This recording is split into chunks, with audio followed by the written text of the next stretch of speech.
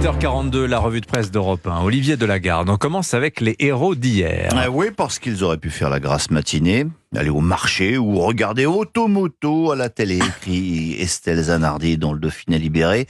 Mais non, ils ont préféré, Anissa Haddadi, se lever tôt, enfiler des baskets et se lancer sur la 11e édition du Grenoble-Vizille. Grenoble-Vizille, c'est l'une des innombrables courses qui se déroulent chaque week-end dans notre beau pays. Ils étaient 4562 hier en Isère, un record. À l'autre bout de la France, le Midi Libre, lui, salue en une les 9000 participants du Montpellier Run Festival. Mais évidemment, hier, la reine des courses, c'était le Marathon de Paris. Oui. Et c'est 54 000 participants. Et cet engouement dit des choses sur notre temps, estime Éric Le Boucher de l'Opinion.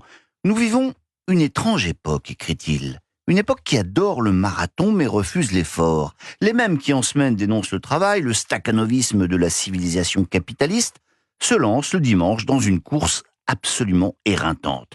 Effort ici, paresse là. L'effort a bougé du bureau à la salle de gym. Il est désormais mal vu de se tuer au travail, mais bien considéré de se broyer les genoux dans un marathon. Quelle leçon de tout cela ? Eh bien d'abord que le sport occupe désormais une place principale dans notre société, que sa pratique est aussi devenue un marqueur social. La vraie coupure peuple-élite ne se mesure plus au diplôme, mais au taux de masse graisseuse, affirme-t-il. D'autre part que cette pratique flatte aussi nos bas instincts. Le but d'un marathon, c'est en fait de se faire acclamer, si ce n'est à l'arrivée au moins sur les réseaux sociaux. Bref, la conclusion négative qu'on peut tirer, c'est celle d'une société où le collectif et la sphère travail se sont vidés au profit du narcissisme et de l'égoïsme. Mais la conclusion positive, c'est aussi que si l'idée de la nécessité de l'effort s'est déplacée, elle demeure.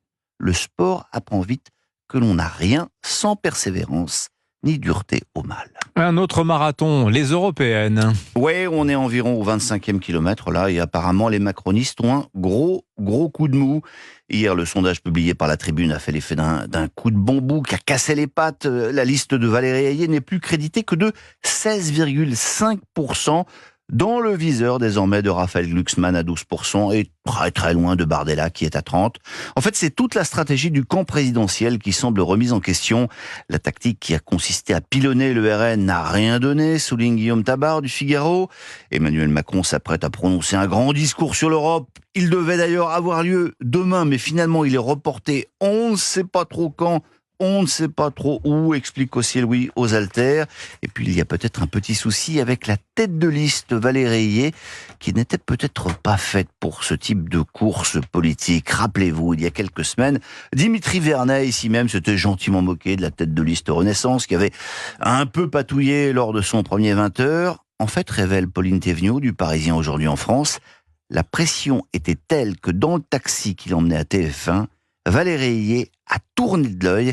Et oui, dure la politique. Et ce soir, elle doit débattre face à Marion Maréchal sur Europe 1 et CNews. Allez, un peu de science-fiction pour terminer cette revue de presse. Oui, alors c'est de la science, mais de moins en moins de la fiction, Dimitri. Je vais vous parler des robots humanoïdes.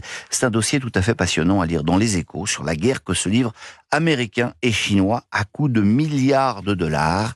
Bientôt dans les usines, ces robots humanoïdes vont pouvoir remplacer les ouvriers.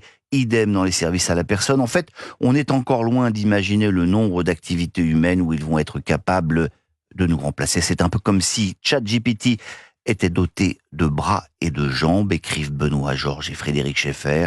Nous sommes à l'aube d'une révolution qui changera profondément la production, le mode de vie des humains et le développement industriel mondial. Qui est-ce qui déclare ça ? C'est le ministère chinois des technologies. Et pendant que les robots vont nous remplacer dans les usines et les ateliers, nous pourrons toujours courir. CQFD, la boucle est bouclée. Merci Olivier Delagarde. La revue de presse d'Europe 1.